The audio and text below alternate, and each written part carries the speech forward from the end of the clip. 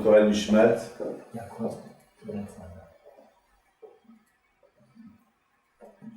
Ce cours de Torah, c'est le Nishmat, Yakut Bat Saada,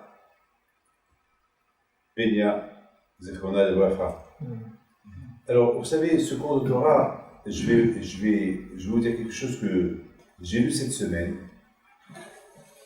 Et bien maintenant, ce que je vais vous dire, je ne le savais pas avant. On croit qu'on connaît tout et on ne connaît rien. Et on découvre. Et on découvre. Alors, il y a un passage dans la Torah. C'est moi qui ai dit à Pélia, je vais faire la photocopie de ces. Il y a un passage dans la Torah qui dit comme ça, qui dit que lorsque les Juifs, ils ont été ordonnés de la part d'Hachem de construire le Mishkan, le tabernacle, alors, entre autres, il y avait 48 poteaux. Il faut savoir, il y avait des miracles. Hein. Il y avait des miracles. Des miracles, des miracles, des miracles. Que ce Mishkan, il a résisté des vents. Et en plus, il n'y avait pas de gagne. Il n'y avait pas de toit. C'est-à-dire que l'eau n'a jamais éteint le feu du Misbéa. Le feu de. À quoi on brûlait les sacrifices. Et jamais on a vu les vents qui ont fait fuir le Hachan, la fumée qui est sortie du Misbéa. C'est un miracle. En général, lorsqu'il y a un peu de vent, si vous faites du grillade et un peu de vent, le vent il pousse la fumée. Là, il y avait un miracle, ça ne poussait pas. Un des miracles, parmi les 10 miracles qu'il y avait, c'est celui-là. Donc c'est un autre miracle. Que le Misbéa, il y avait là-bas une plaque en fer, en or, qu'il n'a jamais fondue. Il n'a jamais fondu. Il y avait là-bas, ça fait des centaines d'années, ce feu-là, et cette plaque de feu, et cette plaque d'or, elles ne font pas. C'est pas possible. C'est pas possible. Quelque part, Hachem, il manifeste sa présence à travers le Mishkan.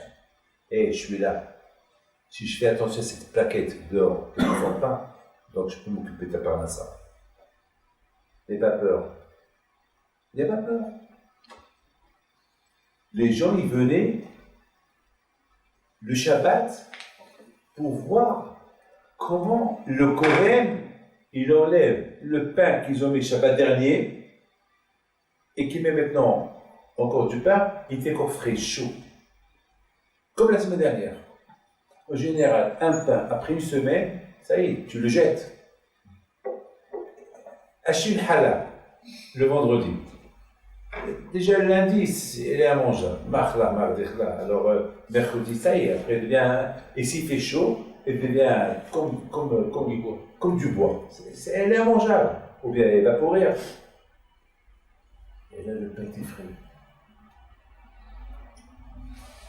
Une fois par année, pendant les fêtes, le Kohen, il va leur faire sortir la manne qu'ils ont mangé les Juifs pendant 40 ans dans le désert, qui n'a pas pourri. Il a dit voilà ce que les Am Israël ont mangé pendant 40 ans. Pendant 40 ans, Hachem leur a donné la parnassa. Alors si Hachem a donné à Am Israël la parnassa pendant 40 ans, donc n'aie pas peur pour la parnassa, il vous la donnera. Avec les Mouna. Il faut prier. Il faut prier.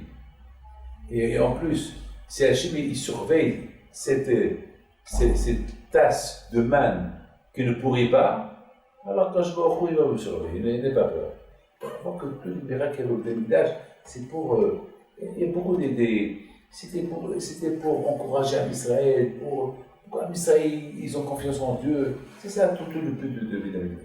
Écoutez, mais dans le Mishkan lui-même, il y avait comme ça. Il y avait là-bas ce qu'on appelle Bria Hahitsuni. Pardon. Il y avait Bria Hahitsuni, il y avait un verrou. Ben, ici on l'appelle la traverse, c'est ça? C'est comme ça qu'on l'appelle. La traverse. Il y avait des traverses qui étaient en dehors du Mishkan. Alors ceux-là, on les a décorés avec de l'or. Mais il y avait la traverse du milieu, qu'elle passera dans l'intérieur des sols, des solides. C'est les poutres. Voilà, c'est les poutres, et elle va les reliant d'une extrémité à l'autre. Ça veut dire que voilà, il y a 48 poutres, il y avait une traversée au milieu, qu'elle était autour de ces 48, et c'est elle qui va les tenir. On a compris jusqu'à là? Oui ou pas? Alors, il va venir Jonathan Ben Oziel, il va lui dire une chose extraordinaire. Il va lui dire que c'est quoi cette traverse qu'elle était à l'intérieur, c'est quoi? Il dit cette traverse qui était à l'intérieur, ça à l'origine, elle vient de l'arbre qu'il a planté Abraham Avinu. Et lorsqu'il recevait les gens ils venaient, ils vont se rafraîchir sous cet arbre. Et Abraham, pardon? À l'ombre. À l'ombre, oui. Et Abraham va les servir, il va leur parler un peu du Torah. Et lorsque les Juifs ils sont partis en exil, et lorsqu'ils sont sortis de l'exil, et ils ont traversé la mer, les Malachim sont venus, ils ont déraciné cet arbre, ils l'ont jeté dans la mer. Et le Malach il criait, il dit ça c'est l'arbre qu'Abraham Avinu il a planté. Cet arbre était immense, il était grand. Et puis les Juifs ils vont la récupérer de l'eau, parce qu'elle flottait sur l'eau, ils vont la récupérer. Et lorsque Hachem il leur a dit de faire le Mishkan, alors ils ont utilisé cet arbre-là pour le Mishkan. Alors comment ils ont utilisé? Cet arbre-là, il est devenu comme un serpent. Il est devenu comme une traversée, c'est comme un briac, et c'est cet arbre-là qui traverse le milieu et va passer à l'intérieur des poutres pour encercler tout le Mishkan. Et lorsque les Juifs, ils vont partir, alors cette traverse-là, c'était ce briac-là, ce verrou-là, qui était comme un verrou, qui traversait tous les 48 poutres, il va se détacher, il va devenir comme un serpent, et puis pour défaire les poutres. Et lorsqu'ils vont s'arrêter, tout de suite, cette traversée-là, elle va tout de suite se lever, elle va devenir comme un serpent, elle va rentrer, elle va entourer les 48 poutres, et encore, elle va serrer le Mishkan. Il y avait des miracles. Alors bien sûr, la question, elle est grande. Qu'est-ce qu'elle avait besoin de tout ça? Qu'est-ce qu'on avait besoin de l'arbre d'Abraham Avinu? Et qu'est-ce qu'on avait besoin que cet arbre-là, elle va devenir comme un serpent pour contrôler le Beit HaMikdash et pour tourner autour du Mishkan pour serrer et entre les poutres. Là, vous voyez ici une petite photo, si vous voyez la photo, elle est super. Hein? Voilà, c'est celle-là. Voilà. C'est ce qu'on appelle, c'est celle-là la traverse. Mais un tichon. Un tichon à l'intérieur. C'est celle-là. Vous voyez, il y a ceux qui disent qu'il n'était pas décoré avec de l'or. Il y a ceux qui disent qu'il était aussi décoré avec de l'or. Ceux qui disent qu'il n'était pas décoré avec de l'or parce qu'on ne la voyait pas. Alors pourquoi on va faire de l'or? On ne la voyait pas. Il y a ceux qui disent non, il y avait de l'or. Il était aussi décoré avec de l'or. Non, c'est pas. Mais regardez là. Regardez là. Ça passe vraiment au milieu. Non, ça passe au milieu. C'est spectaculaire. Donc la question que j'ai vu, on pose, pourquoi? Quelle est la raison? Pourquoi? Qu'est-ce qu'on avait besoin de l'arbre d'Abraham Avinu dans le Mishkan? Qu'est-ce qu'on a besoin? Ça, c'est la question que. Et en plus, la question, elle est encore énorme. Pourquoi il est devenu comme un serpent? Pourquoi comme un serpent? Comme un serpent qui se plie, qu'il est. Et après, il est devenu plus. Pourquoi? Vous savez, hier soir, j'ai commencé à réfléchir. J'ai commencé à beaucoup réfléchir. Même Shabbat, j'ai réfléchi à ça. J'ai lu ça Shabbat. Ce Midrash-là, j'ai lu Shabbat. Et je commence à réfléchir. La question que je viens de poser, ce n'est pas à moi. C'est des commentaires qui posent cette question-là. Et je crois qu'il s'appelle Rav Roth, si je ne me trompe pas. Celui qui a apporté ce midrash et celui qui pose cette question, qu'est-ce qu'on avait besoin de faire? Et je trouve ça, il lui donne une bonne réponse.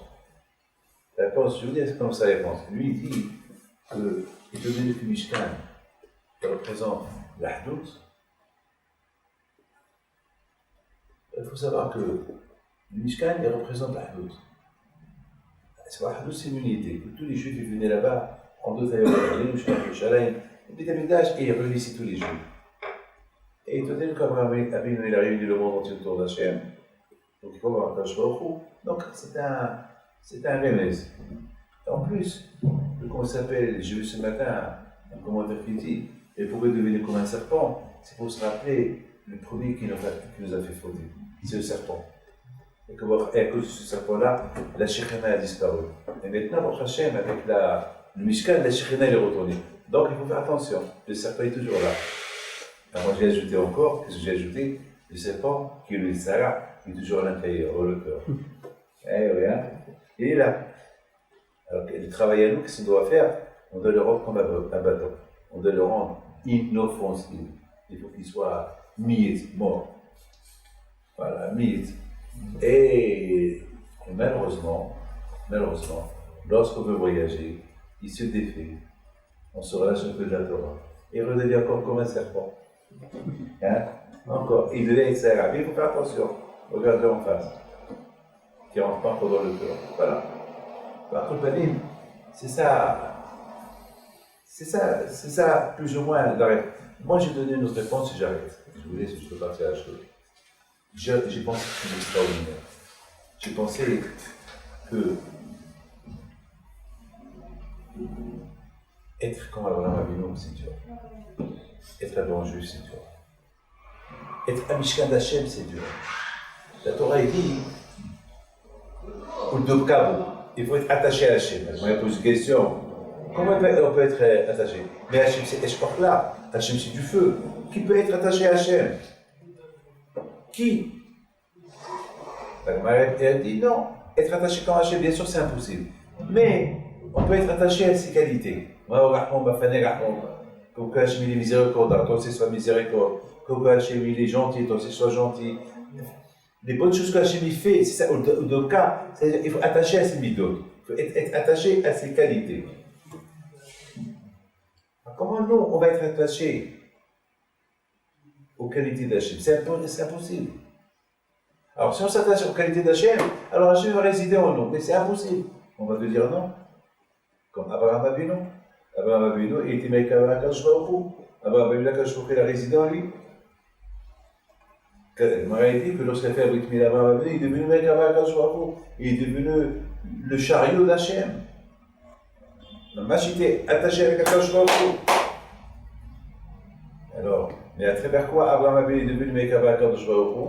À travers, et c'est ce qu'il a fait. Parce que le jour de la Brit Mila, le jour qu'il est devenu avec Akadosh Baruch Hu, il voit 3 personnes qui avaient faim, il a couru vers eux, il leur a donné à manger. Quoi, Abraham, il n'a pas peur de. Comment? Au lieu qu'il se réjouit que Hachem vienne s'attacher à lui, et Abraham, il laisse Akadosh Baruch Hu, il va chez les invités. La réponse elle est est-ce que lorsque Abraham s'est sauvé, il est parti pour accueillir les invités, et Hachem s'est détaché de lui? Non. Ça prouve qu'Akadosh Baruch Hu, il est content. Ça veut dire que c'est dit quelque part lorsque. Écoutez bien, je termine. Lorsque Moshe a dit à Israël, faites-moi un sanctuaire et je vais résider en vous, ils se sont dit, mais c'est pas possible. Comment Hachem va résider en nous? La réponse est cette traverse-là. Cet arbre-là qu'il a construit Abraham Avinu. Cet arbre-là qui représente Abraham Avinu, comment Abraham Avinu lui-même, Hachem est résidé en lui. Alors si Hachem a résidé en Abraham, il va résider chacun de nous. Mais si on suit le chemin d'Abraham, si on suit le chemin de notre grand-père, on suit ce chemin-là, on est sûr de réussir. C'est la raison pourquoi il y avait ce Beriah, ce traverse-là, à l'intérieur, au Mishkan, qui représente quoi? Qui te rappelle que toi aussi, David, Meir, Moshe, Yaakov, chacun de nous, il a le pouvoir que Hachem, il peut résider en lui. Parce que même, a vu, lorsque quelqu'un me dit, tu sais David, Hachem va résider en toi, je dis, Hachem, à moi, comment?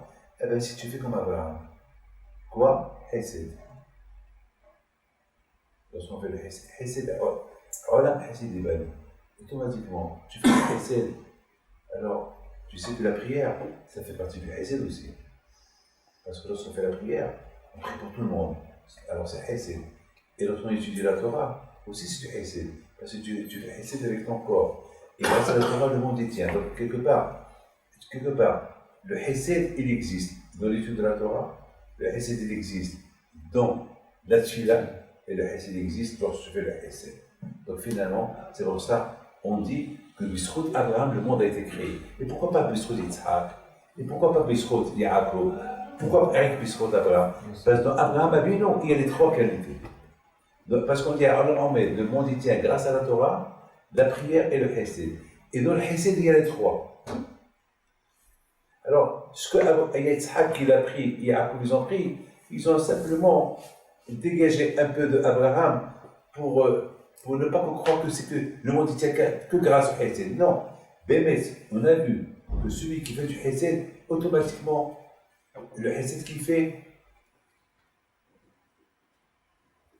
je ne peux pas ne pas vous raconter cette histoire. Il y avait une fois, Rabbeinu Akadosh, avant de mourir, tout le monde priait pour lui. Tout le monde priait pour lui, tout le monde priait. Alors Rabbeinu Akadosh leur a dit, même si je meurs, il ne faut pas leur dire, laissez-les continuer à prier. Il me dit, maintenant, ils vont savoir que je suis mort. Ils vont savoir que je suis mort. On a laissé les prier. Et il leur a dit, parce que si vous annoncez maintenant que je suis mort, ils vont arrêter de prier. Mais ils vont savoir après. Oui. Mais il se peut que je peux ressusciter. Il se peut que je peux ressusciter. Ça veut dire que si tu leur dis, si vous leur dites que je suis mort, ils ne vont plus prier. Mais si vous ne dites pas que je suis mort, je peux ressusciter. C'est le kouah de la prière. Et ce n'est pas uniquement le kouah de la prière qui va faire ressusciter Rabbeinu Akadosh, c'est aussi le kouah de la Torah qu'il a étudié.